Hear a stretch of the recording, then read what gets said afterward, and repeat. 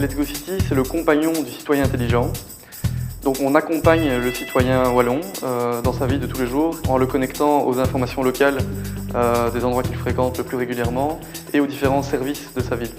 Alors cette plateforme, on la trouve via un site web, mais avec également nos 3 applications mobiles disponibles sur Windows Phone, sur iOS et sur Android.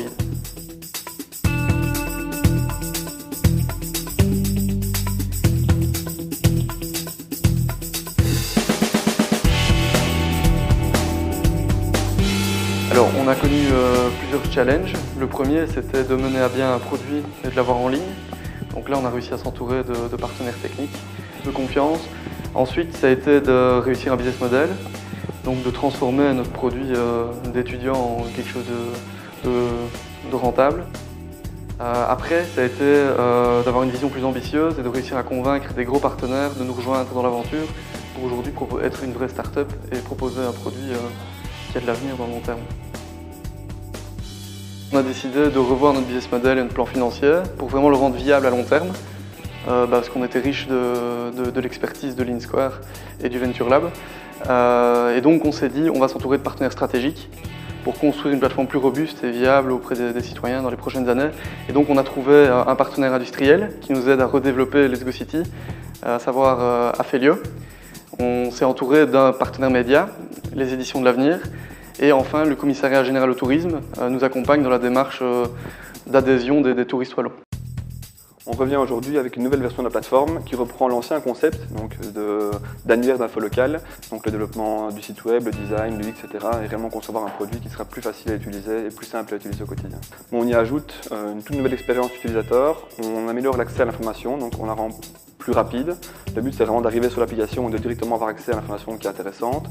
On ajoute aussi la contextualisation, donc ça veut dire que je vais pouvoir moi personnaliser l'application et réellement établir mon quotidien, donc ce qui m'intéresse dans la commune, et voilà, y ajouter tous les lieux, les commerces qui m'intéressent, les événements qui m'intéressent, mais aussi tous les services qui m'intéressent. Et donc je pourrai me connecter à tous les services de la ville et avoir une info centralisée et diversifiée. Pierre est plus axé sur tout ce qui est stratégie, rencontre de nos partenaires, établissement de nouveaux contrats avec d'autres partenaires, etc. et étude aussi de tout l'écosystème wallon et au sens général aussi. Tandis que moi je suis plus concentré sur ce qui est produit, donc c'est moi qui en grande partie diriger tout le développement de la nouvelle plateforme. Alors il y a peu, on a quitté l'InSquare pour s'installer ici, boulevard Pircot. Concrètement, nos journées, c'est on va dire un gros mi-temps ici, et l'autre partie de notre temps, on le dispense chez nos différents partenaires. Donc la technique chez Aphelio, on est souvent du côté de Namur aux éditions L'Avenir, et également le CGT qui est basé à Namur. Et alors on revient de temps en temps chez l'InSquare pour profiter du réseau et pour revoir de bons contacts. On entend souvent la phrase un peu bateau « une idée ne vaut rien », mais plus le temps passe, plus on est persuadé du fait que c'est la persévérance qui compte et qu'en fait il faut vraiment tenir à son idée, lutter pour l'exécuter et faire en sorte qu'elle se développe. Et c'est ça le plus important, c'est pas tellement l'originalité d'une idée, mais plutôt la façon dont on la amène à exécution. La première chose à nous souhaiter, c'est une réussite totale de notre lancement dans notre première ville pilote.